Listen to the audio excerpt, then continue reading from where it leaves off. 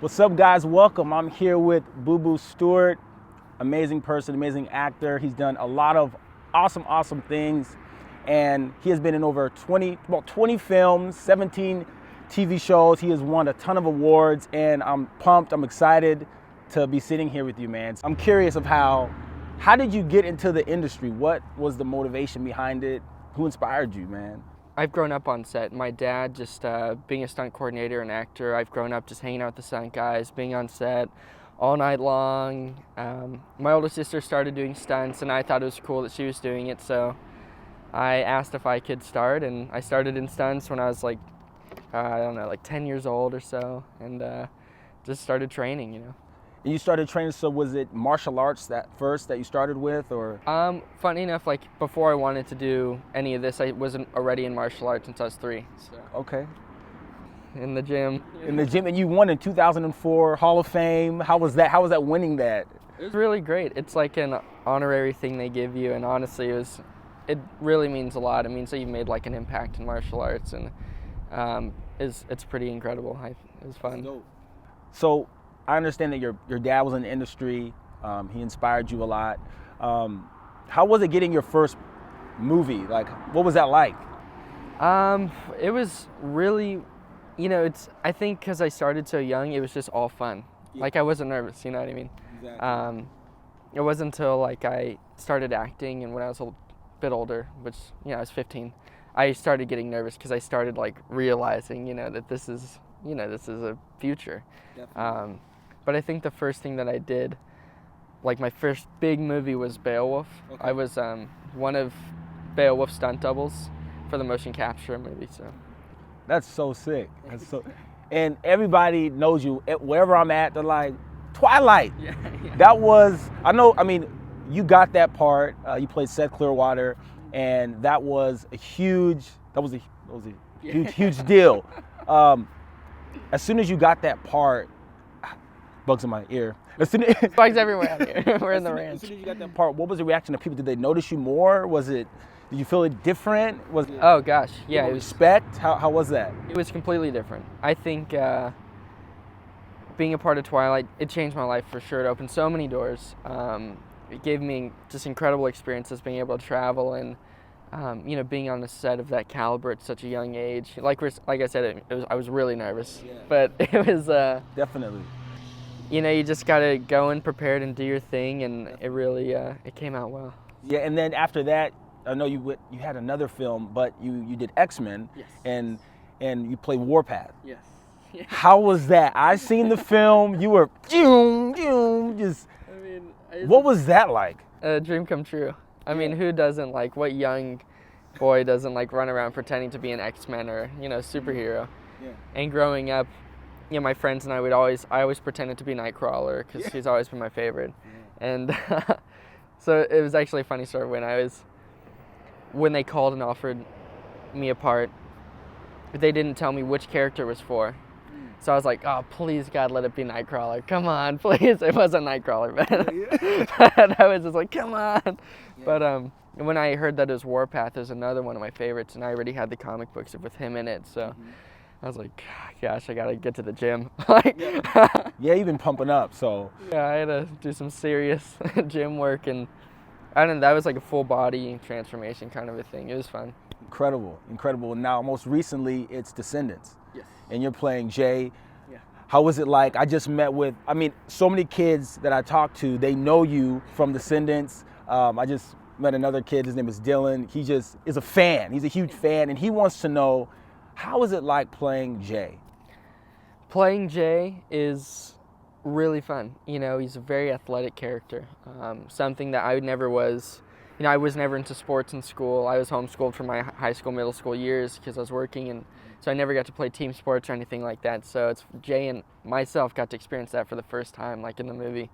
So it was very athletic. He's very confident, which is something I had to work on a lot because, I'm not like a outgoing, person like that.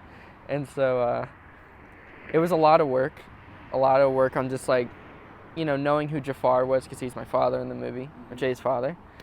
And, once it all came together, it felt like it all fit, so. Yeah, and you said you talked about confidence. How did you get to that place of confidence? How did you get there? Because there's a lot of kids going through that in school. They don't feel, they're shy, you know. And so no, I definitely am I was going through school. I would hang out with like my couple friends, and one friend in particular. We would play Lord of the Rings all the time. Like literally didn't play any sports. And so I don't know, like growing up, especially in this business, I found that acting is something that gave me confidence and being able to play a different character. You don't have to always be like, I could just jump into someone and be someone else. But so playing Jay was kind of different. I could do that, but at the same time, I felt like I needed more. So I listened to a lot of different music that made me feel strong, you know what I mean, as a person. And music really helped a lot, honestly.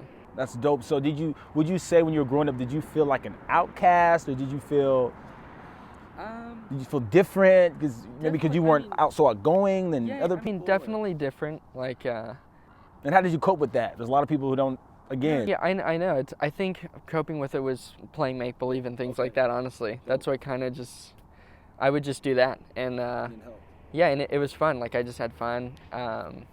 That's definitely what I did. Cool. Yeah. And a lot of kids I know, when I'm meeting them, I'm talking to them in school, they have a hard time trying to think about what they want to do in life, their purpose, I would say. How would you define your purpose? Defining my purpose, that's in this world. Yeah, in this world. We're still. Honestly, like, I feel so blessed to have found like acting and being born where I am and just falling into it, and I love that. Like, that's what I love to do. And so it started out like just as something that I was doing for fun, and then it became like my passion and my love. But like we were just talking about, now I'm writing and I want to like direct things. So I guess you just keep going and you keep going.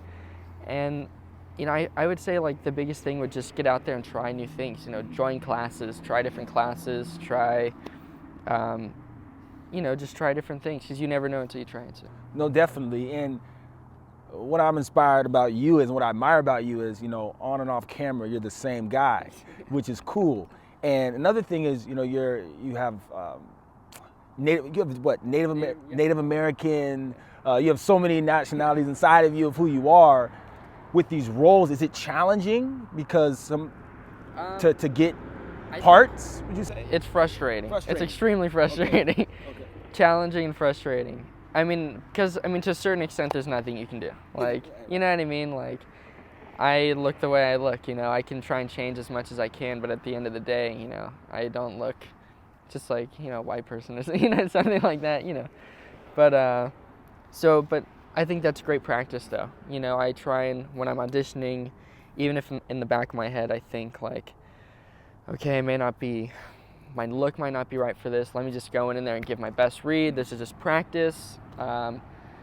Just go in and like learn lines, get better at learning lines, get better at character development. Just go in there and give it your best shot and practice. So that's the one way I've been able to get through it, because there are times when I'm just like, oh gosh, like come on, like why am I auditioning for this? Like I know I'm not gonna get the part, but you just got to get in there and do it and just kind of get over that hump, I think. Yeah. And I believe with success comes negativity. Sometimes people, as high as you get up, people want to tear you down. Yeah. And many kids go through bullying at school, cyberbullying. Has that ever affected you with people online say crazy things about you? Oh, yeah. And how do you get past that? For every part I get, people, there's always a lump of people who are like yay, and a lump of people who are nay. Yep. Oh my! And usually the people who are yay don't vocalize as much as the people who are nay. Like, so many more people want to go on the internet and say bad things rather than good things. Yeah. Not saying that, the people that don't go on the internet not saying good things, it's not a bad thing, because you shouldn't always be on your computer anyway, but it gets to you. Like, there's no way it can't get to you. Like, it just gets to you, so I try and just not look at things like that as much as possible, because people can be whoever they want behind a computer screen, I think. I don't know, it's just, and then it gets inside your head, but I think to get over it, you just have to know who you are, know that they're probably just jealous of what you have, because, why can't they be doing something better with their life than typing angry messages on a computer, you know what I mean? Like, who cares? Yeah, and how important is it for you to hang out with positive people in your life? How Oh yeah, I think it's extremely important. I was talking about this with another friend, and we talk about this a lot too. Like, I think, whether or not you want to be judged by who you're around or hang out with, if I meet somebody and they're hanging out with somebody that I know is not a great person, then I'm going to assume that they're probably not the best either, unfortunately. So I think hanging around people that give off good messages, positive vibes, and make you stronger as a person, and, just make you like try harder in what you're doing. Positive people, it's always the way to go, Definitely. Seriously. Through movies, how do you give back in this world?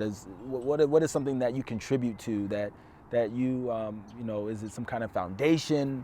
How important is that, and where do you give to? Yeah, I mean, personally, like for me, when I watch movies, I feel like that's a gift in its own. Like taking somebody from their day-to-day life and taking them somewhere else, I think it's brilliant. Whether it makes them sad or happy, I think you can choose your own journey kind of, depending on which film you watch. And with that, I try and do a lot of charity work, child help. They help children that have been abused get back on their feet. They house children, they take them in and bus them to schools. What charity is that? Child help. Okay, child. Yeah, so I do a lot with them, yeah. So you just help and Yeah, helping the children. What is that feeling when you get to participate in something of that magnitude? Oh, it feels great. I mean, the fact that you can see your work.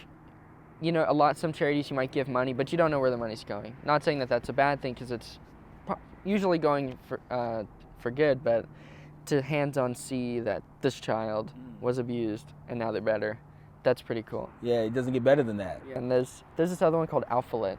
Okay. It's teaching kids, or people of all ages actually, how to read and write in countries that don't have schools. Like these people, they don't even know how to spell their names. I didn't even think about that before. You know what I mean? So We have it so good. exactly. Yeah, you wouldn't think like, oh, I don't know how to write my own name, but some people don't. Yeah. Wow. You're right. We have it so good. We take living where we are for granted sometimes. There's so much going on, and your story, man, is inspiring. Like I said, I admire the fact that the way you are on camera, off camera, you're just the same dude, and you want to leave an impact in this world. And I just want to say, man, continue to do what you're doing. And also, before we wrap up, I would just like you to just look into the camera. I want you to just encourage, because there's a lot of kids that are watching. I mean, whatever it is that you feel. I mean, if it's about entertainment, if it's about just having a balanced life, if it's telling them to you should take time to meditate, get by yourself, positivity, don't give up. Anything that you have for them. Yeah, to everyone listening, to everyone watching, you only get to live like one time, so really just go out there, and I think if you have an interest in something, give it a shot, because you never know, you could be great at it. Just really go out there and love it, and have fun, honestly. Boo Boo, thank you.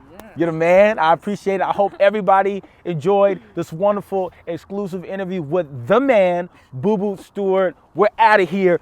Let's go. I'm back.